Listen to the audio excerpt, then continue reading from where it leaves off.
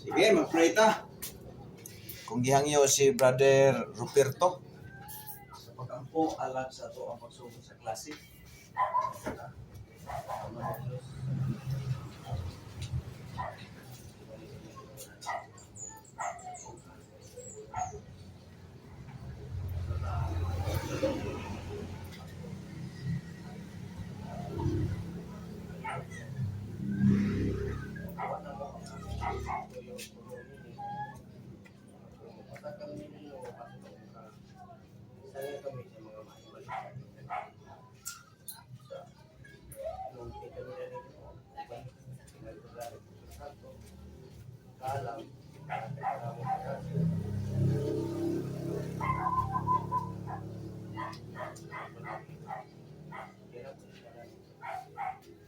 Amen.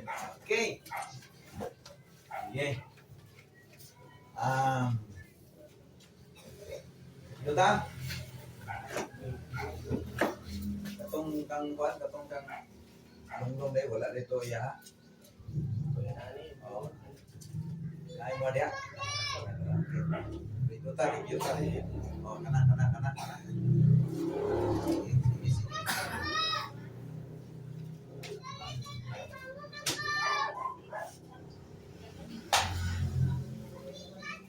Okay, so atong yun ang mga preparatory book ang vision sa authentic yun eh, no? Vision is a hermeneutics. Okay, Old Testament pila ka books? 39 books. 39 books ang Old Testament. Kaya ang New Testament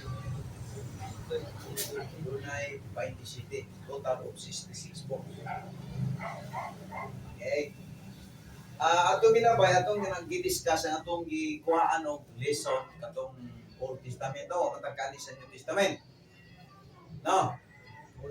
Matagkali sa New Testament, matagka klase sa New Testament. Ato ang isang atong law, history, diba? Law, history, isa pa, wisdom, prophecy, minor prophet o major prophet. So, muna ang atong i-discuss, atong ilabay. Okay, so na yung mga wapag kayo na in-out na pag-iwala na samta gayo. So, ang law, ang author sa law, ang writer sa law, mao si Moises. Diba? At nilahon sa, ang 5 ka libro, ang gisulat sa gikan sa Genesis, paingon sa Deuteronomy, ang writers ang author ang Ginoo, pero si Moses ang maunag sulat niya na. Si Moises from Genesis to Deuteronomy. So, gitawag siya Book of Moses, another word, gitawag siya law or Torah sa Hebrew. Okay. Then, ang history book, ikan sa Joshua, paingon sa Esther, history book na siya. So, doon ay mga writers niya na nga gigamit sa Diyos. Joshua, o uban pa ng mga writers niya na ay First Samuel, Second Samuel, muna sila ang gitawag history book o nga ang writers niya na mga ikan si Uswi paingon sa Esther, history book na siya. First Samuel, Second Samuel, si Samuel may writers niya. Si Samuel, First Samuel, Second Samuel, Second Chronicles, First Chronicles, Second Chronicles, si Samuel ang writers niya. Okay, so next is Book of Wisdom. Ang Book of Wisdom, doon ay 5. Di ba? 5 siya, ikan sa Job, paingon sa Song of Solomon. ang naka-insert lang diha sa 5 ka boxing. 1. Si Job, si King David, si Book of Psalm, niya Solomon, ang iyang anak, Proverbs of kining Song of Solomon, Ecclesiastes, si Haring Solomon, anak ang writers. Okay? So, kuhanan ninyo, no? Muna magtuon kitang Bible, focus na sa mga nasa Bible. Ay, lisod man kay kisa nagsulat sa Job. Kisa nagsulat sa Esther. First Chronicles, Second Chronicles. Lisod kayo kung wala ta nakabalo diya. Nagkota ang atong minsay karon makita sa Chronicles yung pangunang usa ning Chronicles. Chronicle, it means book of history. History book na siya. Naghisgot na sa history sa Israel sa mga pagdumala sa mga hari kanya to, no? Now, maingon na po ta og book of prophecy. Ang prophecy doon ay major, doon ay minor. Minor, mao ning Hoseas paingon sa Malakay. Sila na gitawag na sa og minor prophets kay ang ilahang mga chapter ana na itulo na ay 5. Pero kaning Isaiah paingon sa Daniel gitawag sa major prophet kay moabot og sukra sa 50. Mo na hinungdan nganong gitawag sa og major tungod kay daghan ka sila chapter. Nganong gitawag man minor kay gamay ra kayo 3, 5, duha. Special sa mga sa Malakay, pura ng Malakay. 4 na chapter ang Malakay. Tanawa ganina kung tinuod. Malakay chapter 5 wala ni kabalo ni Bible na chapter 5 ng chapter 4 naman ang Malakay. Now arita karon sa okay na ba to nasa ba ninyo? Kini importante man ni kayo kay kung baga mura man mo ning doktor ba pag ingon mo sa sakit pagsulti pa lang sa pasyente kabalo na ka sa sakit. Dire po, pagbasa pa lang nimo sa Bible, kabalo na ka sa background. Di ba? Background mo pinaka-importante. Now, karon next, arita. New Testament ta. Pila ka years ganitong in between sa kwan? New and Old. 400 silent years. Alright, ay kalimti na. Okay. Next, pagsukod sa ang 4 ka libro sa New Testament, gikan sa Matthew paingon sa John, itawag na siya o gospel or synoptic gospel. O that is a birth of the church. Muna siya ang pagkahimugso sa simbahan. Pagkatao sa simbahan. Ang New Testament, gihatag ni Ginoo sa iyang simbahan. Muna ebidensya, kung sa may ngalan sa simbahan gitugon ni Kristo, baptist naman ito, di naman kapagduda niya. O ang sulat o ang 27 books sa New Testament exclusive ning gihatag sa iyahang simbahan. Especially kining synoptic gospel o gospel. Kining gospel nagsugot ni nga diyon sa ni Kristo pag-ayo mga masakiton. Mo na gitawag og 3 years of 6 months niyang earthly ministry mo ng history sa birth of the church niya. Next, o sa sunod. History. Pila ka books. Kung doon ay 12, Plato, 13 ba to? Ang book sa Old Testament, doon ay history book, doon ay 13 ba to? Sa New Testament, opposite, doon ay usa lang ka book ng gitawag og history. O ang history diha, kung doon ay 12 ka, 14 ka, 13 ka libro sa Old Testament nga history book, focus sa Israel, diri sa New Testament, usa ra ka libro ang gitawag og history dinhi nga nagsistorya sa simbahan nga gitugon ni Kristo. So, kung ikong tanaw, no? Ano usa ra man sa Old Testament, ano lagi ito 14 at 13? Ano lagi? Diri, anong usa ra man yaw-yaw na, nanay kwarta na ni. So, diya, history book. Next. Na ay sunod, usa may sunod. Epistles. Ang epistles, unsa man na, sulat sa simbahan. Kung doon na history book, history sa church, doon na na po ang church nga history nga itawag po Acts. Ang simbahan gitagaag sulat. Gitagaag sulat, gidiligahan og sulat, gitagaan og sulatan. O bitaw na nga mingunta karon na ubang mga preacher ko sa nga tulong gamiton kini ra yung sulat sa iglesia. Kining general epistle, Pauline epistle, antay labot ya sa kining gospel. Di man na pwede nga imong pili-pilio ng gospel kay istorya man na sa gibuhat ni Kristo sa ministry niya. Dahil yung tanan naaroy mga relihiyon nga ang ilahang gibasihan ra kana arang Pauline epistle o general epistles. Mga sulat ra. Kita anong di man puta muyon ana nga tibuok mga Bible lang ato ang tun-an kay mo ganay authority sa simbang ginatag ni Kristo. Mag-focus ta sa New Testament because ang New Testament itagaan niya ang simbahan. Nya karon kini aman ta sa simbahan.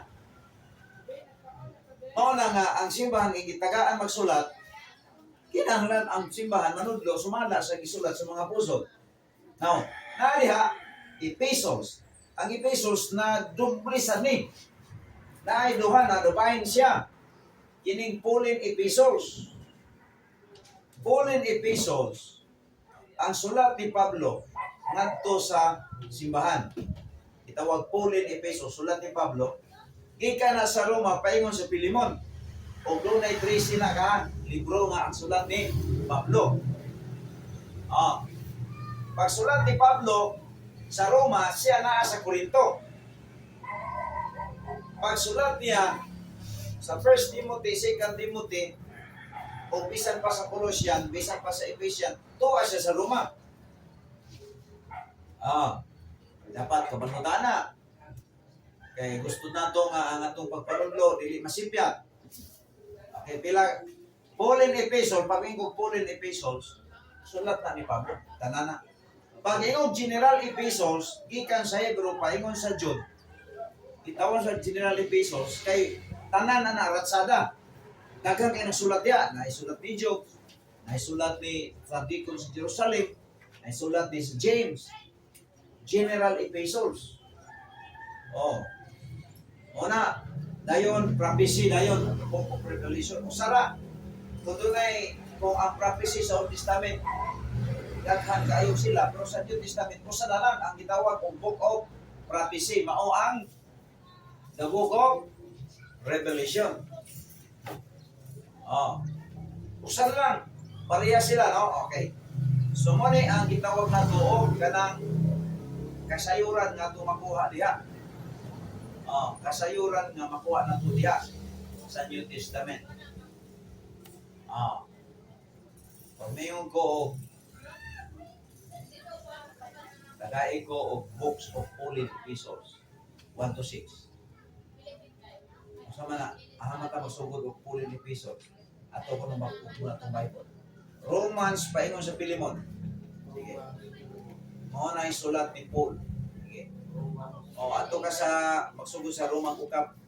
Pabanti ka paingon sa tumoy. Sulatan ni Pablo tanan. Sa may pagkasunod niya. Sa isunod sa Romans. Sa Romans, Pablo na. Romans. Sunod sa Romans. Romans, 1 Corinthians, 2 Corinthians, Galatian, Ephesians, Philippians, Colossian, sa pa? Thessalonica, 2 Thessalonian, 1 Timothy, 2 Timothy, Tito, Pilimon, pila ka libro? Quinta, ihap.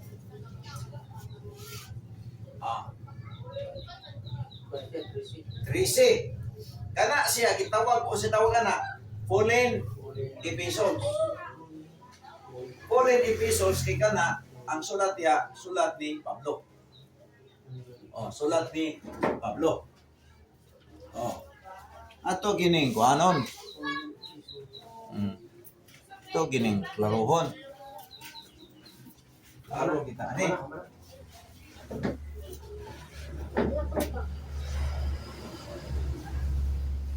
Mo na mo. Pero wala na bungi ba? Tuwar magini, kung di ko mabungi, ako na mabungi. Ate, gini ba? Ito, naigo na. Bukas. Gugma na gini. Basta yung hanangin, tugka na yung bukas-bukas na yung gugma na. Siyempre, wala na yung gugma, siyempre tayo. Sa Patrick, wala niya po.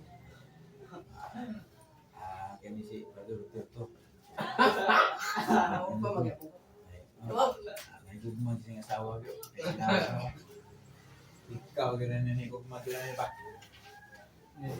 Tanan ko nung bugas-bugas, resulta na sa gugma ng gurus-gurus.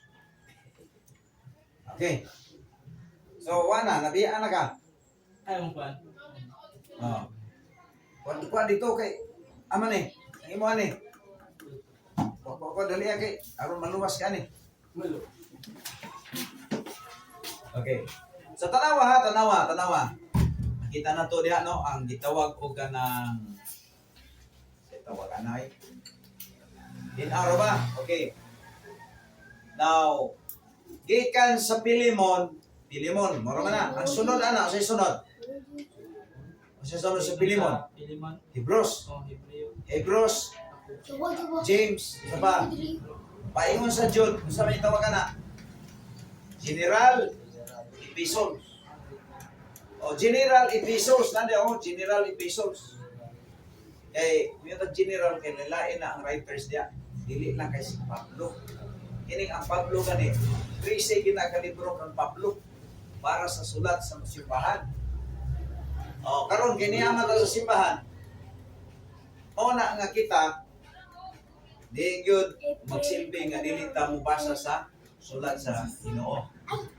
Okay, the next, last, masaman, Revelation, the last book in the New Testament. Oh, last book of the New Testament.